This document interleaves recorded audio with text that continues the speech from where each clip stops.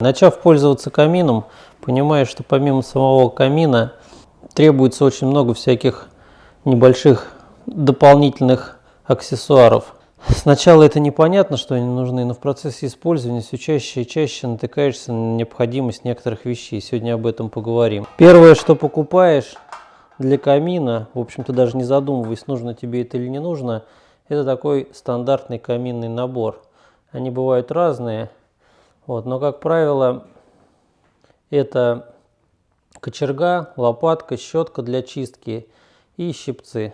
В случае с этим камином кочерга и щипцы практически не нужны, так как доступ свободный, а лопатка и щетка очень полезны. Потом по мере использования камина понимаешь, что нужна такая вещь, как жидкость для розжига. Не будем говорить конкретного производителя, их много. От себя скажу, что жидкости для розжига бывают такие, которые схватываются при нулевой температуре. Они становятся твердыми, так как они на основе парафина. И зимой можно наткнуться на то, что пришел, пытаешься налить жидкости в камин, а она затвердела в бутылке и, в общем-то, пользоваться ей невозможно. Поэтому нужно выбирать все-таки жидкость, которая не схватывается на морозе. Также жидкости бывают жидкие и очень быстро вспыхивающие, а бывают такие густые, как мазут. Они загораются долго, то есть их не так просто зажечь, но зато потом эффективно горят. Это такая вот густая жидкость сейчас у меня в руке.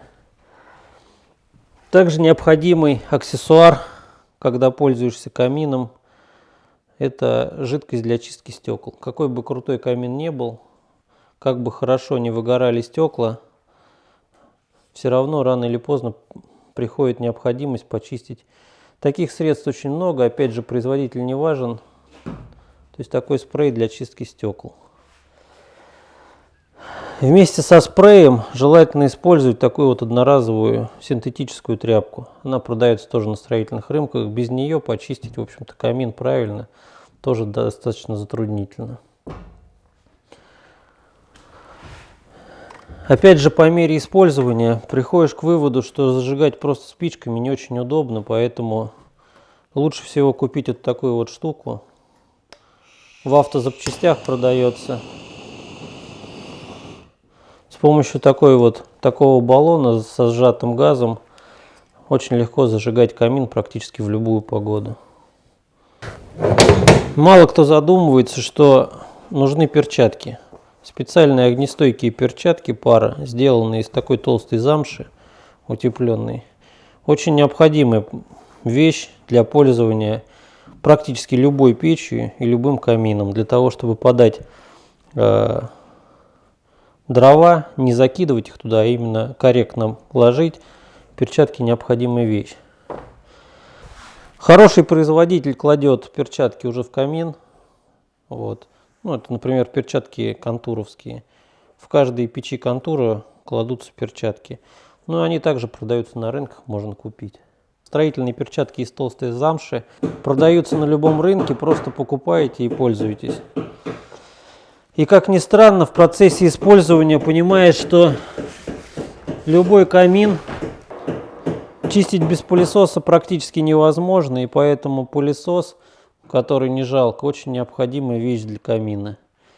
Сейчас мы по очереди покажем, как пользоваться тем или иным предметом. Начнем с того, что убираем камин внутри. Так как если камин не убирать, время от времени он перестает работать как следует, пламя ухудшается. И вообще просто накапливается зола. Перчатки обычные ХБшки. Открываем топку. Удобнее иметь пластиковое ведро. Пластиковым ведром трудно что-либо повредить.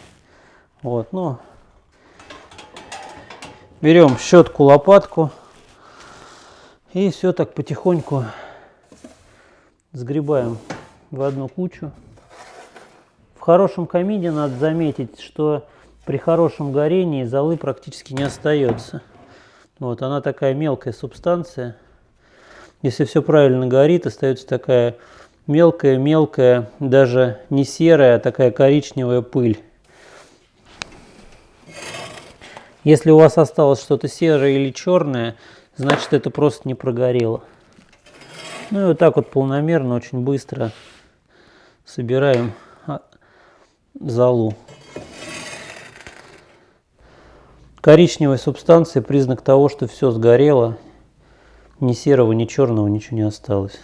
Когда мы закончили с щеткой и совком, вот здесь мы упираемся в то, что собрать все начисто без пылесоса практически невозможно. Ну, вернее, невозможно совсем. Больше того, если не пропылесосить вокруг стекла сажу, то протереть стекло начисто невозможно, потому что все постоянно размазывается, постоянно какие-то лишние усилия. Поэтому включаем пылесос, и все, что не смогли собрать щеткой, собираем пылесосом. Бонус пылесоса в том, что он вытаскивает сажу из всех каналов. Хороший камин снабжен массой конвекционных каналов, которые используются как для подачи воздуха, так и для отвода воздуха. Все они в процессе использования забиваются сажей, поэтому без пылесоса практически невозможно достать всю сажу. Включаем пылесос и погнали.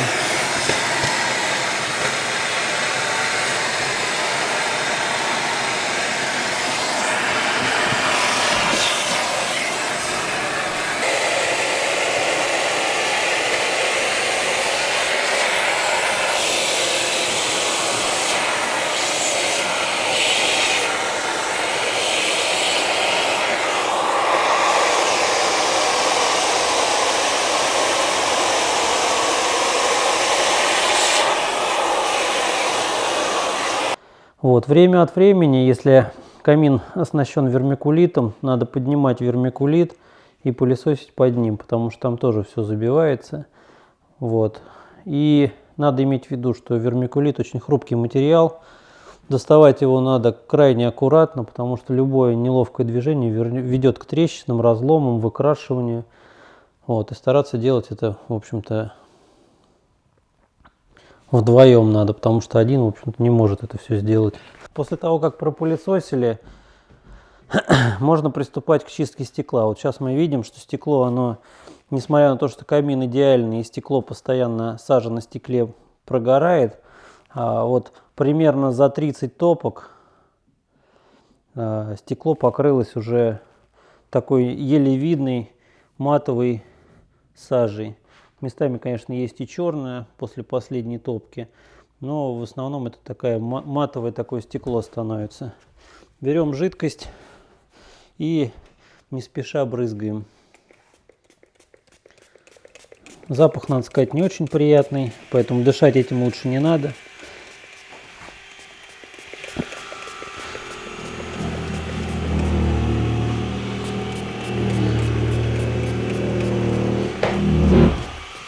Начинаем протирать тряпкой после того, как все это увлажнили.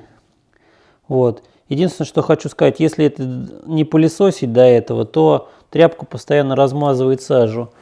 Она так тоже размазывает, но этот процесс значительно меньше заметен. И начинаем стирать все, что тут на стекле. Черное и серое, и мутное, все уходит. Вот. Тряпку не экономим. Вот почему одноразовую рекомендую, потому что многоразовую невозможно здесь использовать. Тут лучше использовать именно одноразовую тряпку, которую экономить не имеет никакого смысла.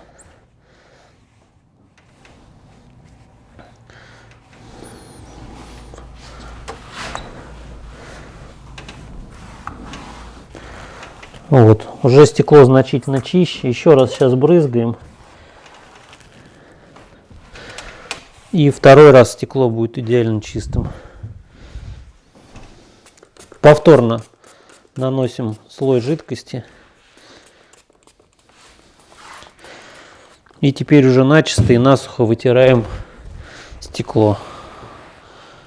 Когда стекло чистое, вид пламени совершенно иной. И наслаждение от камина в разы превосходит грязное стекло. Ну вот, в общем-то, небольшими усилиями в течение 2 минут стекло идеально прозрачное. Вот, закрываем. Ну и, так сказать, для успокоения души еще и снаружи убираем всякие отпечатки пальцев. прочее.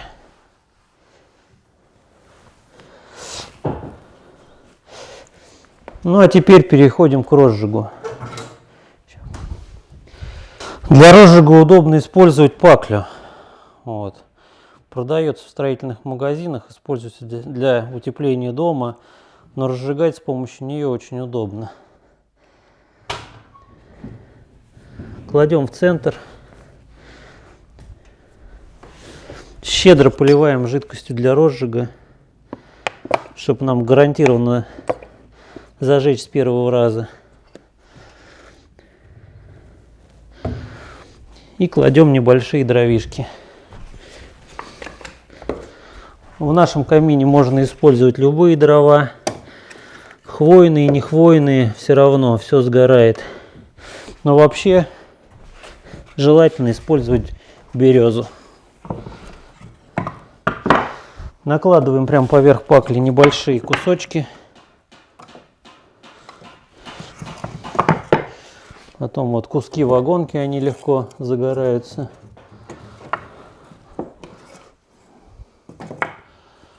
После того, как это все уложено, кладем не очень толстые дрова, выбираем потоньше, которые будут гореть уже постоянно.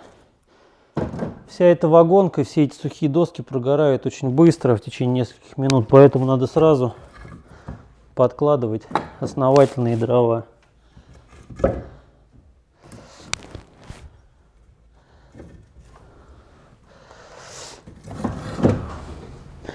Ну вот, в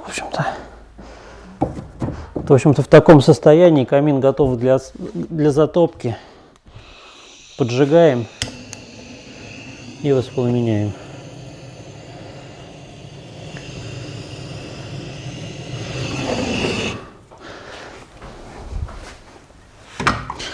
Без малейшего усилия сейчас камин разгорится.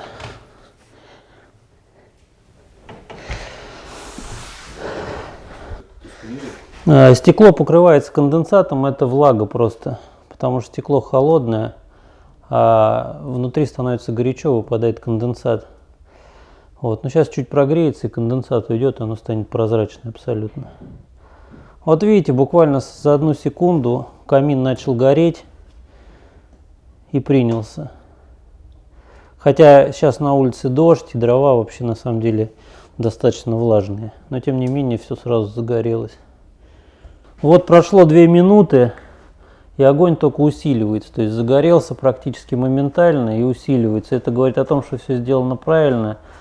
Задвижки открыты на полную, поддув, и дымоход открыт. И поэтому сейчас мы ждем, пока камин наберет рабочую температуру 600 градусов. То есть до этого он горит, может чуть-чуть подкапчивать стекло. Вот. Сейчас прогорят все тоненькие досточки, и за это время камин нагреется до 500-600 градусов, и тогда можно будет подкладывать очень толстые поленья, которые там будут уже как спички гореть. На данный момент камин горит 15 минут.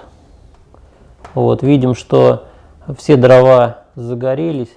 Задние стенки, видно, покрыты сажей, то есть они черные. Это говорит о том, что еще камин не вышел на рабочую температуру, сажа еще есть. Как только камин выйдет на рабочую температуру, сажа вся выгорит. Все задние стенки снова станут желтыми. Ждем дальше, пока разгорится. Но от камина уже чувствуется тепло. Сидеть вот как я сейчас уже невозможно, уже греет очень сильно. Настало время подкладывать дрова. Используем специальную штуку для открывания камина, потому как руками уже не возьмешься. И обязательно используем перчатки, для того, чтобы не закидывать дрова, а просто аккуратно их туда положить. Открываем камин и кладем не спеша дрова. Раз. Два. В перчатках жар вообще не чувствуется, но тем не менее надо стараться побыстрее все это укладывать. Положив дрова, закрываем и наблюдаем, как быстро они прихватываются. То есть такие основательные полена загораются как спички. Камин вышел на рабочую температуру, сидеть уже рядом с ним практически невозможно. Видно, что задние стенки уже желтые, сажи нету, можно перейти в режим медленного горения, тем самым получить идеальный вид пламени. То есть перекрываем подачу воздуха просто-напросто одну и вторую. Верхний поддув. Без перчаток, кстати, трудно даже убавить. И вот сейчас мы можем наблюдать, как остановилось практически пламя, медленное горение. Я еще не до конца перекрыл, но можно перекрыть совсем. Вот, это первый, так сказать, этап. И теперь мы перекрываем совсем. Раз. Два. И, в общем-то, камин находится в режиме медленного горения. Сейчас можно просто садиться и наслаждаться огнем.